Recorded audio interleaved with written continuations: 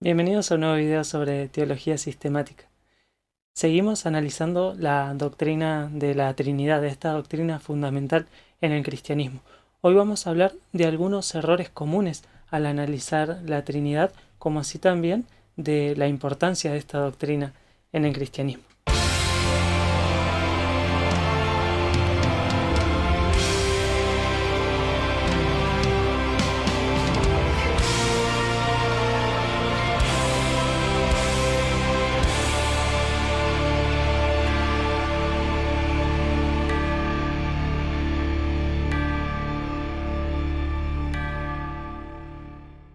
Hasta acá hemos visto una revelación parcial de la doctrina de la Trinidad en el Antiguo Testamento.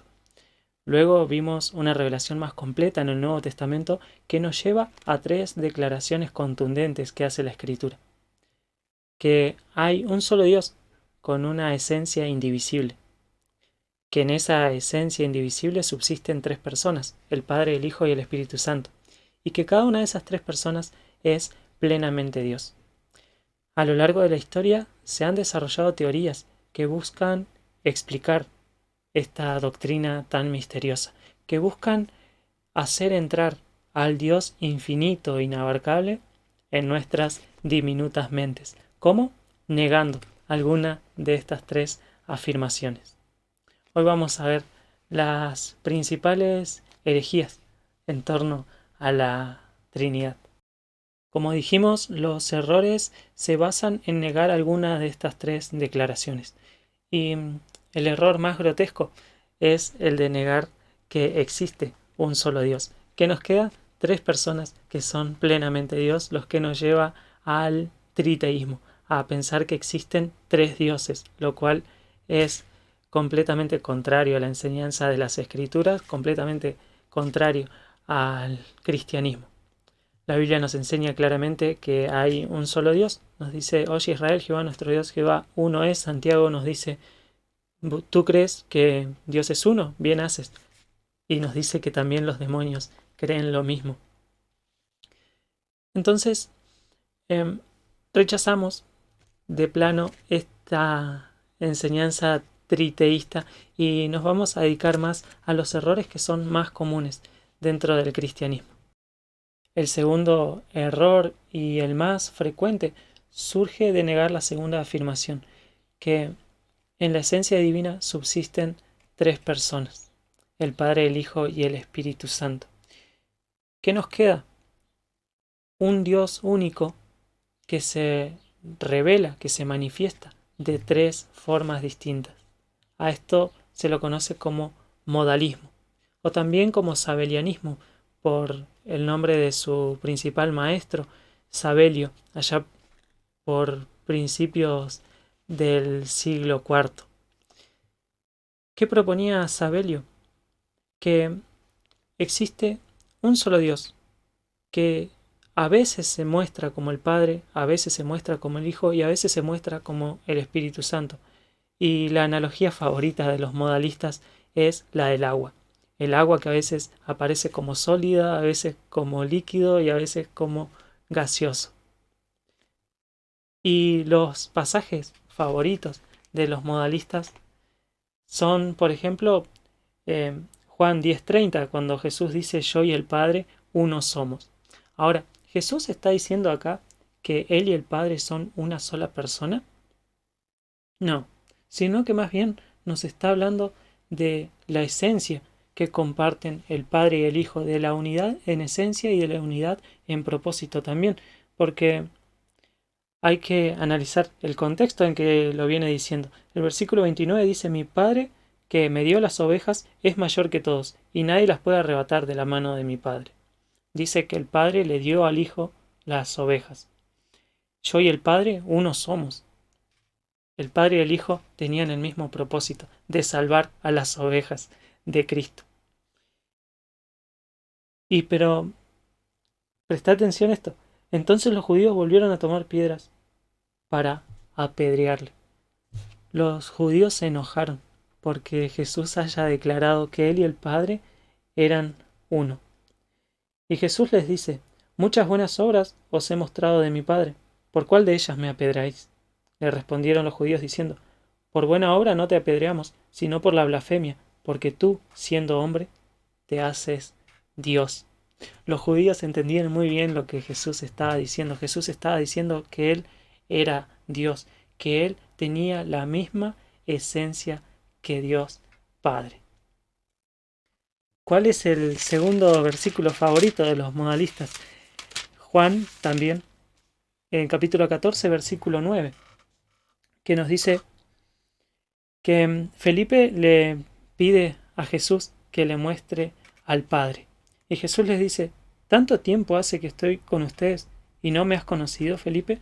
El que me ha visto a mí, ha visto al Padre. ¿Cómo pues dices tú, muéstranos al Padre? Otra vez, ¿Jesús está diciendo que Él y el Padre son la misma persona? No, sino que lo que está diciendo es que Él es la misma esencia del Padre. Juan comienza diciendo que en el principio era el verbo estaba con Dios y el verbo era Dios. Es decir, que Jesús, el Cristo, estaba con Dios y al mismo tiempo era Dios. Era distinto al Padre, pero compartía una esencia. Y si analizamos el contexto lo vemos claramente. Después sigue, dice, ¿no crees que yo soy en el Padre y el Padre en mí? No está diciendo yo soy el Padre y el Padre es yo. Lo que está diciendo es que Él es en el Padre y el Padre es en Él.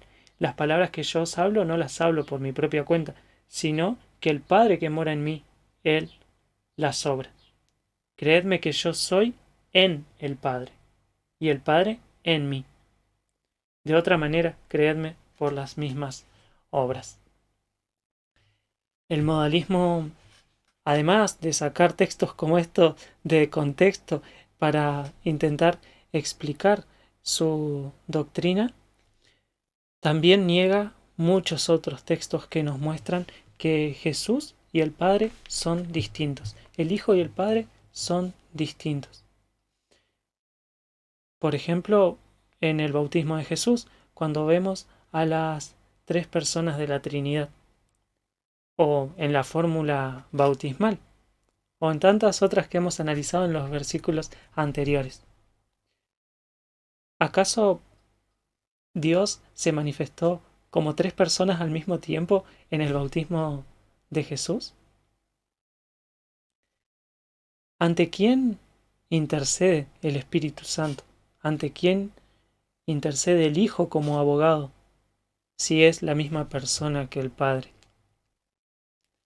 ¿A quién le oraba Jesús en el huerto de Getsemaní? ¿Acaso estaba hablando consigo mismo? Eso es lo que nos puede dejar el sabelianismo, el modalismo. Incongruencias por todas partes. Hacia el final de este video vamos a analizar por qué es tan importante la doctrina de la Trinidad y por qué es tan importante la distinción entre las personas de la Trinidad, todas las implicancias que tiene no solo en nuestro credo, sino también en nuestra vida y en nuestra salvación. Pero para resumir, el modalismo busca defender la verdad de que Dios es uno, negando otra verdad, que en esa sola esencia subsisten las personas del Padre, el Hijo y el Espíritu Santo y que cada una de ellas es plenamente Dios. Podemos resumir el error del modalismo en que intenta salvaguardar la verdad de que existe un solo Dios, pero negando otra verdad tan grande como esa, que en la esencia divina subsisten tres personas, el Padre, el Hijo y el Espíritu Santo.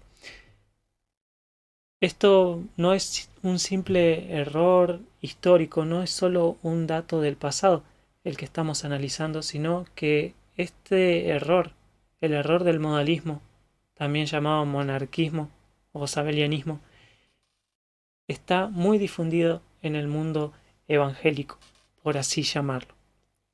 Sobre todo en lo que se denomina el movimiento Solo Jesús, que incluso bautiza en el nombre de Jesús solamente. en contra de lo que enseña claramente la Biblia en Mateo 28. Id y haced discípulos a todas las naciones, bautizándolos en el nombre del Padre, el Hijo y el Espíritu Santo. ¿Puede haber evangelio sin Trinidad? ¿Puede haber salvación sin Trinidad? ¿Puede haber amor de Dios sin Trinidad? Lo veremos al final del video. El tercer gran error surge de negar la tercera afirmación, que el Padre es plenamente Dios, así como el Hijo es plenamente Dios y el Espíritu Santo es plenamente Dios. Vamos a analizar varias formas de esto. Principalmente se dan en que niegan la deidad del Hijo y del Espíritu Santo, o alguna de las dos. El principal exponente de esta herejía fue Arrio, un obispo de Alejandría, y de ahí surge el nombre arrianismo. ¿Qué enseñaba Arrio? Que el Hijo era Dios, pero que no era eterno, sino que en algún momento fue creado. ¿Basado en qué? En textos que nos muestran a Cristo como el unigénito del Padre. Y más precisamente en Colosenses 1:15, donde nos dice que Él es la imagen del Dios invisible, el primogénito de toda creación. El principal exponente del arrianismo hoy en día son los testigos de Jehová. Ellos niegan la divinidad del Hijo y la personalidad del Espíritu Santo, también basados en los mismos textos que Arrio tiempo atrás. Pero analicemos qué nos quiere decir que Cristo sea el primogénito de toda creación. ¿Qué es lo que nos dice Colosenses 1:15? Él es la imagen del Dios invisible, el primogénito de toda creación. Pero continúa y dice, porque en Él fueron creadas todas las cosas.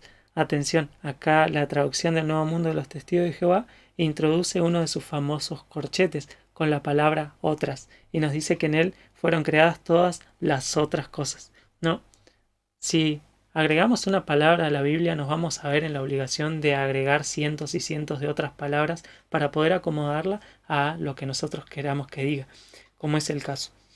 Porque en Él fueron creadas todas las cosas, nos dice cualquier traducción menos esa, que de paso nadie sabe quién la hizo. Las que hay en los cielos y las que hay en la tierra, visibles e invisibles. Sean tronos, sean dominios, sean principados, sean potestades, todo fue creado por medio de Él y para Él. Por medio de Él fueron creadas todas las cosas. Y Él es antes de todas las cosas. Y todas las cosas en Él subsisten. Y Él es la cabeza del cuerpo que es la iglesia. Él que es el principio, el primogénito de entre los muertos, para que en todo tenga la preeminencia, por cuanto agradó al Padre que en Él habitase toda plenitud. Nos da ciertas palabras que nos dan a entender qué significa que Cristo sea el primogénito. Primero nos dice que Él es la imagen del Dios invisible. En Él se revela Dios claramente, visiblemente. Y dice que en Él fueron creadas todas las cosas. Cristo es el principio de toda la creación. Y a eso se refiere la palabra primogénito. Esto nos aclara el contexto. Nos dice el versículo 17 que Él es antes de todas las cosas y que todas las cosas subsisten en Él. El versículo 18 nos dice que Él es el principio. A esto se refiere la palabra primogénito, en que Cristo es el principio de toda la creación. En Él está el principio de toda la creación, porque todo fue creado por medio de Él y para Él. ¿Por qué? Acá nos vuelve a aclarar el texto, para que en todo tenga la preeminencia. De esa preeminencia habla la primogenitura de Cristo. La primogenitura no solo se puede referir al orden de nacimiento, sino a la autoridad, al privilegio, a la soberanía, que es el caso de este texto.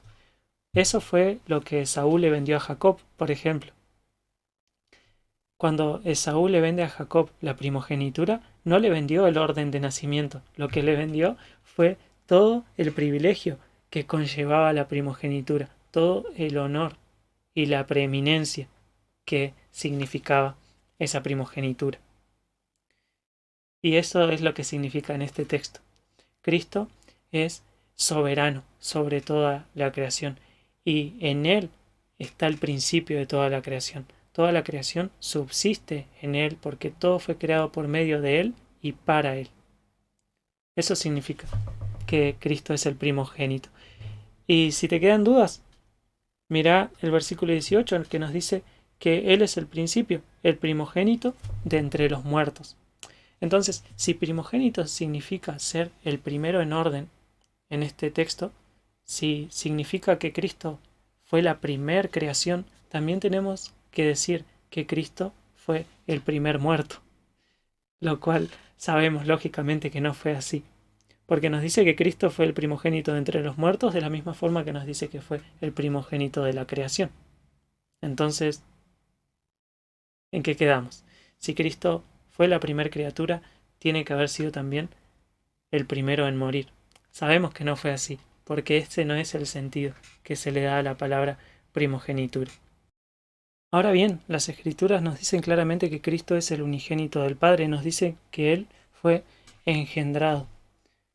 ¿Pero significa esto que fue creado?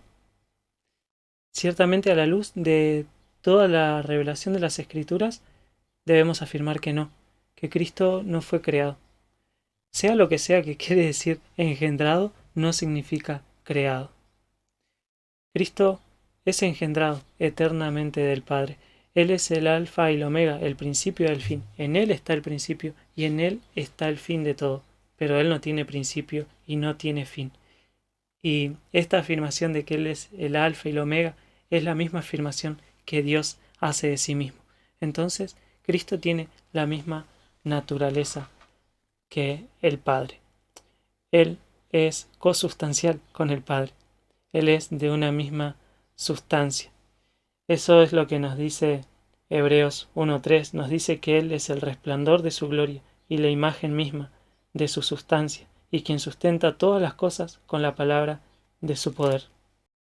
Hemos hablado un poco de la divinidad de Cristo en los videos anteriores y vamos a hablar de ese tema incluso con más profundidad en los próximos videos, por eso no me explayo mucho en ese punto en este video. Pero sí debemos tener en claro que Cristo es plenamente Dios, al igual que el Espíritu Santo es plenamente Dios. La doctrina del arrianismo fue condenada históricamente por el cristianismo y se dio formalmente, en primer lugar, en el concilio de Nicea, ya por el año 325. Te invito a recorrer un poco la historia a través de una letra. Esta letra que ves acá es una I latina, pero en griego es la iota. Y esa letra, aunque te parezca una nimiedad, fue la discusión de casi un siglo en el cristianismo. En el siglo IV, la discusión giró en torno a esa letra. ¿Por qué? Porque se discutían dos palabras, homoousis y homoiousis, que no sé si las pronuncié bien, pero son casi idénticas, solo se diferencian con esa I. Y es que significan dos cosas totalmente distintas. La primera, que tiene el prefijo homo, significa que Cristo tiene la misma esencia que el Padre. Mientras que la otra palabra que tiene el prefijo homoi significa que Cristo era de una naturaleza parecida. Y eso era lo que proponía el arrianismo, que Cristo tenía una naturaleza parecida. Esto lo puedes ver en la traducción de los testigos de Jehová, por ejemplo, cuando ellos nos dicen en Juan 1.1 que Cristo era un Dios con minúscula. A esa naturaleza similar es a la que se refería Arrio. Pero puede haber una forma de ser divino sin ser completamente Dios. ¿Se puede ser un poco Dios? Esa fue la discusión que giró en torno a esas palabras. El cristianismo histórico siempre ha afirmado que Cristo es Dios. Y si bien la doctrina no estaba completamente formulada hasta entonces, de una forma sistemática.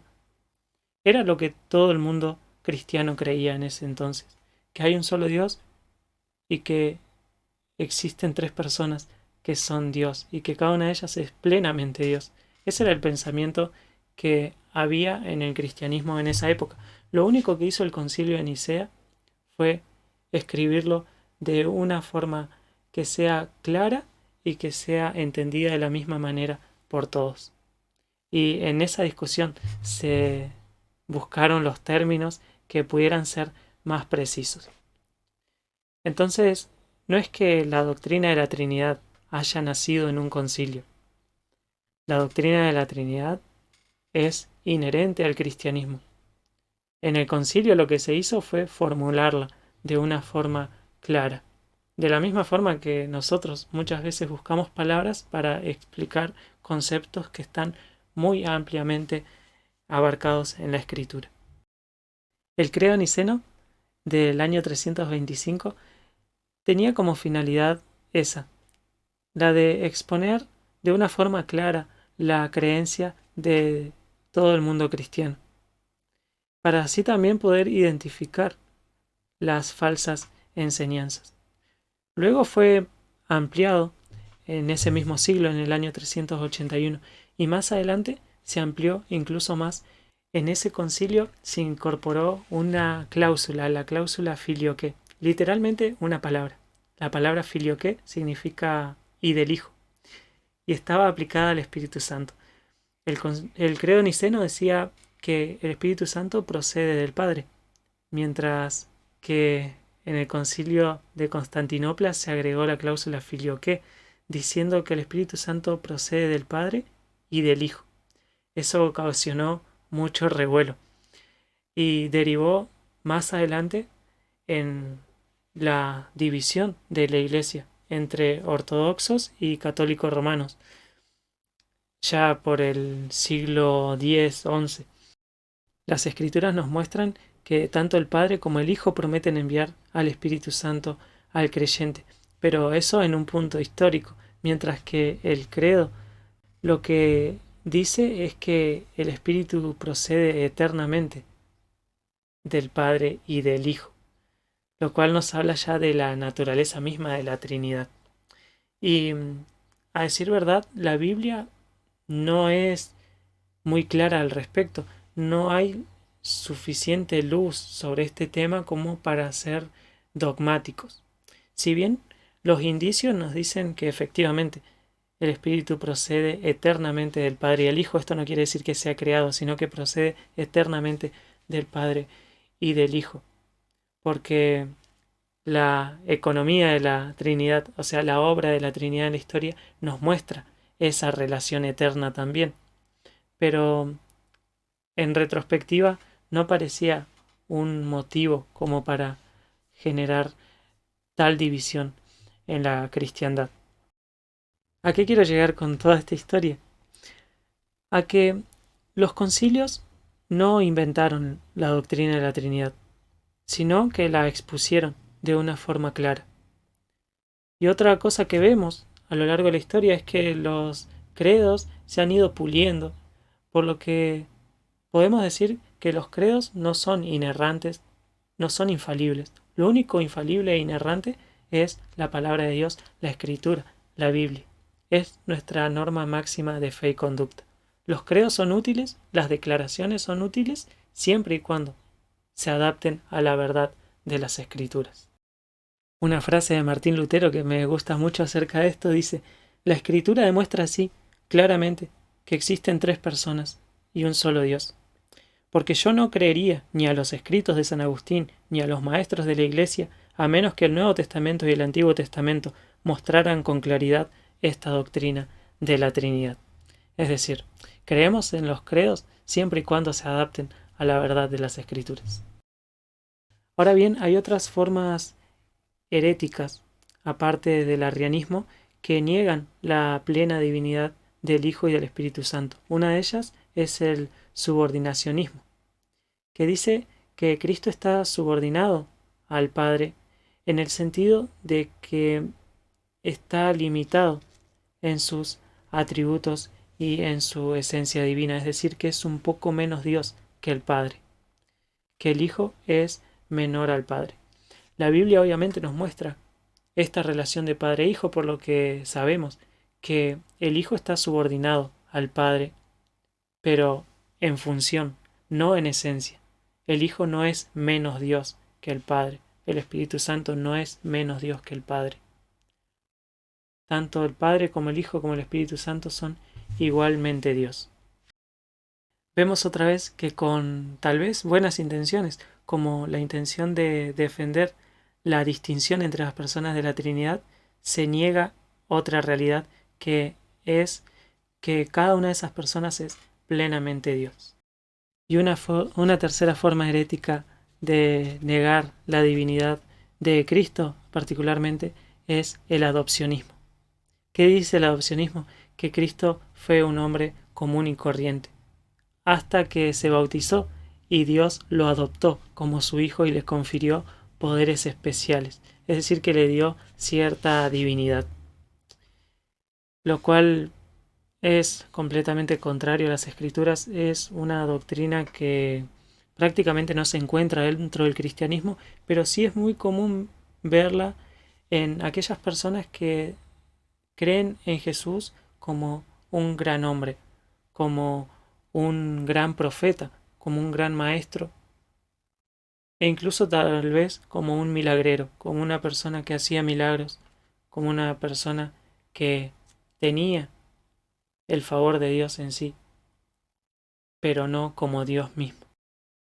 Pero ¿por qué nos preocupamos tanto por la Trinidad? ¿Por qué le prestamos tanta atención a la Trinidad? ¿Por qué le dedicamos tanto tiempo a hablar de la Trinidad y a profundizar en estas tres declaraciones claras de las Escrituras? Que hay un solo Dios, que en esa única esencia subsisten tres personas y que cada una de esas tres personas, Padre, Hijo y Espíritu Santo, son plenamente Dios. ¿Por qué nos esforzamos tanto en combatir las herejías en torno a la Trinidad?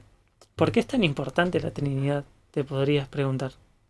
Como ya he dicho más de una vez, la Trinidad no es una doctrina accesoria. La Trinidad no es un simple conocimiento teórico, sino que tiene implicancias salvíficas, tiene implicancias eternas. Vamos a ver algunos aspectos de la importancia de la Trinidad en nuestra vida cristiana. En primer lugar, podemos notar la importancia de la Trinidad en la expiación. Si Cristo es un ser creado, ¿podría salvarnos realmente? ¿Podría un ser creado, o sea, un ser finito, soportar toda la ira del Dios infinito? Y esto nos lleva a pensar en la importancia de la Trinidad en la justificación solo por fe. Porque ¿acaso sería posible poner toda nuestra confianza en el sacrificio de un ser creado? ¿Podríamos poner toda nuestra confianza en que el sacrificio de un ser creado pueda ser suficiente para salvarnos? Y esto nos lleva a pensar en la importancia de la Trinidad en la salvación. Si Cristo no es plenamente Dios, sino que es un ser creado, y dio su vida por nosotros, eso lo exaltaría por encima de Dios, exaltaría a la criatura por encima del Creador, tal como nos dice Filipenses 2, del 9 al 11, que por lo cual Dios también le exaltó hasta lo sumo y le dio un nombre que es sobre todo nombre, para que en el nombre de Jesús se doble toda rodilla de los que están en los cielos y en la tierra y debajo de la tierra, y toda lengua confiese que Jesucristo es el Señor, para gloria de Dios Padre. ¿Cómo podría Dios exaltar hasta lo sumo a una criatura? ¿Cómo podría poner a una criatura al mismo nivel que Él mismo? Y esto nos lleva aún más profundo, porque el que dio la vida por nosotros merece toda nuestra adoración. Y si nuestra adoración se la damos a alguien que no es plenamente Dios, eso sería idolatría. Sin embargo, las Escrituras nos mandan a adorar a aquel que dio su vida por nosotros. Las Escrituras nos muestran que Cristo será adorado. El Cordero de Dios que quita el pecado del mundo será adorado por todas las naciones.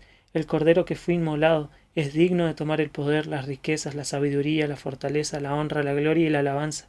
Y a todo lo creado que está en el cielo y sobre la tierra y debajo de la tierra, como en el pasaje recién de Filipenses, oí decir, al que está sentado en el trono y al Cordero, sea la alabanza, la honra, la gloria y el poder por los siglos de los siglos. Pero también podemos ver la importancia de la doctrina en el mismo ser de Dios.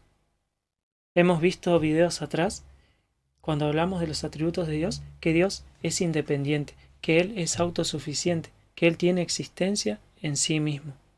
También cuando hablamos de su amor, vimos que Él primeramente se ama a sí mismo, porque hay comunión entre las personas de la Trinidad, y que ya existía el amor en Dios antes de la creación.